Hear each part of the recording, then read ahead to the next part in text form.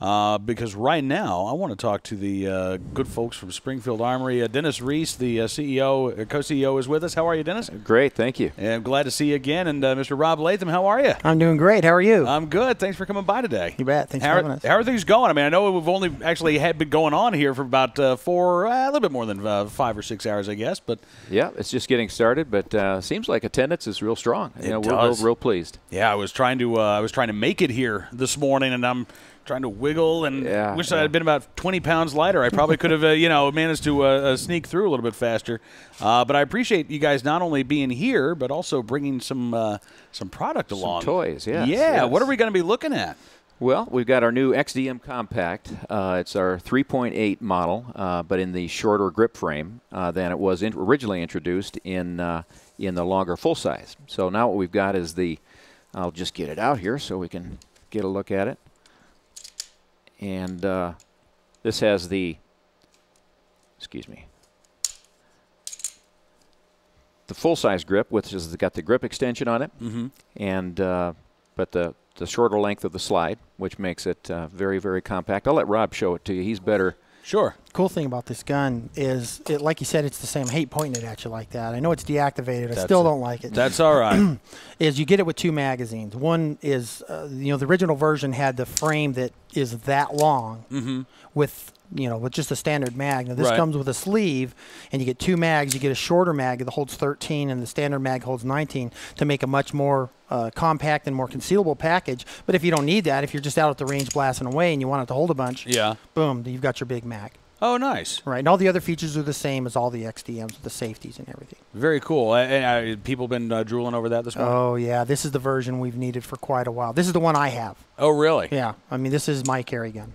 Really? Yeah, I like this gun a lot. Tell them a little bit about the felt recoil from what we originally introduced it as a 4.5, a longer slide. The original version of the XDM, like Danny said, is a 4.5-inch barrel, and then we went to the 3.8. And the slide and the barrel assembly is probably about 3/4 of an ounce lighter. But between the two guns, I know I've done enough testing to try to determine it. They have a slightly different feel, but you might have to be somebody with a lot of experience to tell the difference. If anything, the lighter slide gun, especially in 9mm, is less recoil and less snap to it than you would think. And when you convert that to the smaller frame, the first thing you think, little frame, harder to hold on to. Yeah. But the gun's recoil is so light that it's almost, I wouldn't say it's a 22. Right. But it kicks dramatically less than all the little 380s. Okay. Yeah, so it's very controllable, easy to shoot. Oh, very nice. All right. What else are we looking at here? Here's the XDM gear, too. This is what you get with every handgun. This is you get this. That's your package. Wow. The case, an extra magazine with the extension.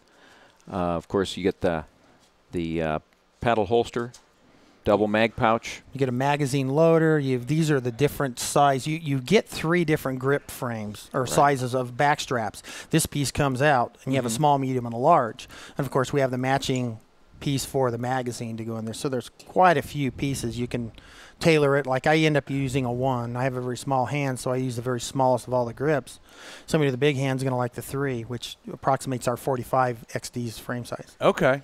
The customization of mass market firearms these days, it still amazes me that what you guys are able to do. It's all injection molding has made it all possible. The quantities that we're selling, are good enough that we can afford to do a mold because the technology to develop molds is so much better that it's made those kind of things possible. Yeah. Whereas in the past, if you were going to machine that out of steel, that had been an expensive part. Absolutely. Had a lot of hours into it. So it's really the new technology type guns, like the XDs with the polymer frames have made that all possible. Yeah. Well, and I know that, as manufacturers, you all benefit from this, but, consumers, we benefit from this as well because, if a gun feels, I always get asked questions, and Rob, I'm not a shooter like you. Oh, you're a shooter. Don't kid yourself. You're a shooter. I know you're a shooter. Yeah, you haven't seen me shoot lately. But I always get asked questions. Well, what gun would be a good gun for a first gun for me? And I can't answer that question when somebody calls in on the phone and I've never met them before because I don't know anything at all about them. Right, you can't tell. Exactly. You don't know what they want it for.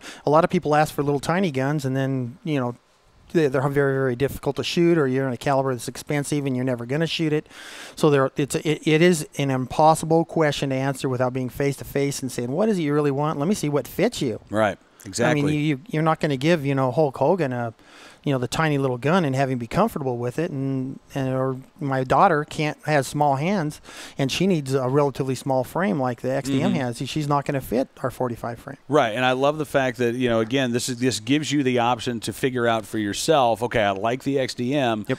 Now let me customize it for me. Right, you make it exactly how you want it. That's fantastic. Now, what else did you bring with you? Well, we have a new version of the 1911 now. This is 100 years for the 1911. Yeah, I was going to say. So you can't say a new 1911 because it's certainly not a new 1911.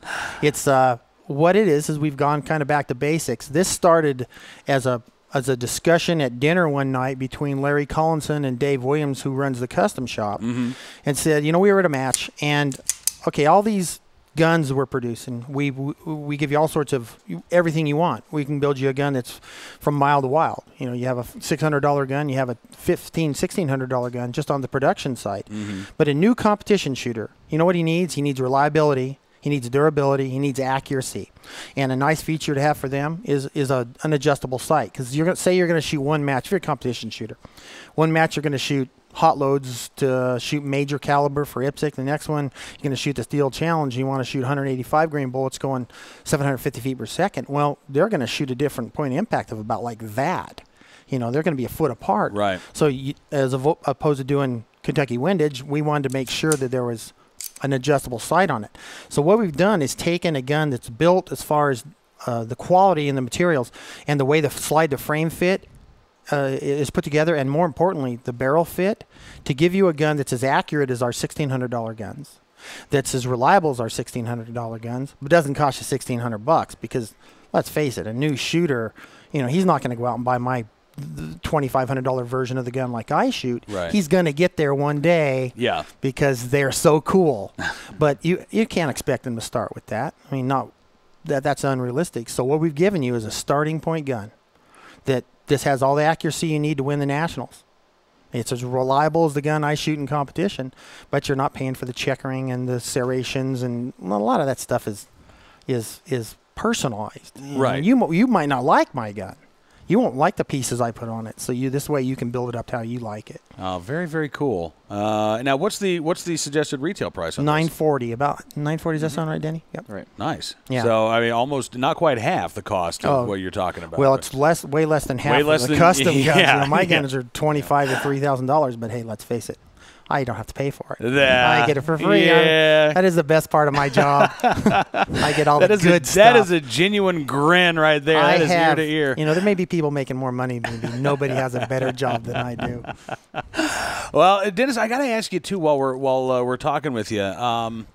It's something that is not related to the product that you have in front of us, but is sort of related, I guess, to the overall business climate. We always have to ask you, as an Illinois gun owner, how things are going here. And every business owner in Illinois right now, I think, is looking at what's going on with the raising of the tax rates and great. Challenging times in the state of Illinois. Yeah, it just seems like the rules changed. It was concern for us being more or less asked to leave the state a couple of years ago. Yeah. Now we think we've got that under control. Now the tax rates are going. Just wow, what a nice surprise. Yeah, I mean, I'd like to say there's a silver lining in that the firearms industry is not being singled out. Every business is going to be dealing with this. Every resident in Illinois is going to be dealing with this. But this is a challenging environment. Yes, it sure is. We're really kind of trying to just figure out what the impact will be, but I don't think there's much you can do about it other than just get active in the politics side of it. And let's hope they come to their senses and stop the spending. It's just, we all know that. Yeah, absolutely. Well, we're already starting to see, politicians in other states say, hey, Illinois businesses, come take a look at us. You've seen Governor Rick Perry say that about Texas. I know the folks in Wisconsin are touting, their state as a better economic environment. Sure. Are you worried at all? Because I know you guys, you love Illinois. I mean, that's the thing. You all are family businesses in Illinois. You don't want to leave the state. No. We're the largest employer in our little area, and in fact in our whole county. And a lot of families, I mean, they say, totally depend on us to offer great group health plans and great salaries and so forth. And so yeah, it's a big concern. Like you said, I don't think we're being singled out, which is a nice thing for once. But more later on this, I guess. It's just really sad. Yeah, it really is. But I know that if there's again, if there's another silver lining, I guess is that you guys. What was the line from Benjamin Franklin? If we don't hang together, we'll all hang separately. That's right. Separately. Yeah. You guys can all hang together in Illinois right now, and you've got good folks who are. Trying to. We talked to Todd Vandermeide, NRA's Illinois lobbyist, yesterday, and I think hopefully we'll see some good laws for Illinois gun owners, and hopefully let's hope the economic environment improves for the businesses in Illinois as well. But outside of that, I don't want to focus on the negative because there is so much positive here. Are you expecting good things for the firearms industry in general this year, Dennis? Yeah, I think we're on the cusp of some good period here in 11. I think 2011 and 12 as well. I think the Republicans coming in and helping kind of keep things in control in Washington, I think is going to be a good stabilizing factor for the industry. So yeah, we're optimistic. That's going to be a good year. We're bringing new product in that's going to be, I think, going hand in hand with our growth of our product line. We've got some new model and new firearm entries coming in later in the year. So we're real excited about it. These are the only two things we're bringing out right now. But as far as Springfield Armory is concerned, we've got a real good business model going for this year. It's fantastic. Might we see another new product around the time of the NRA annual meeting, you think, or would it be a little bit later on? Might be a little later than that, but we'll push. Okay. We'll give it a try. Well, Dennis and Rob, again, thank you guys very much. And Rob, when's the next competition for you? Our first national happens, it's the second weekend of May, is the USPSA Single Stack Nationals, and 2 weeks after that is the NRA's Action Shooting Championships again in Missouri. So get ready again for another season. Do all the work now so you don't have to work then. That's right. Can I brag up on him a little bit here? Please do. This is his 30th year of competitive shooting.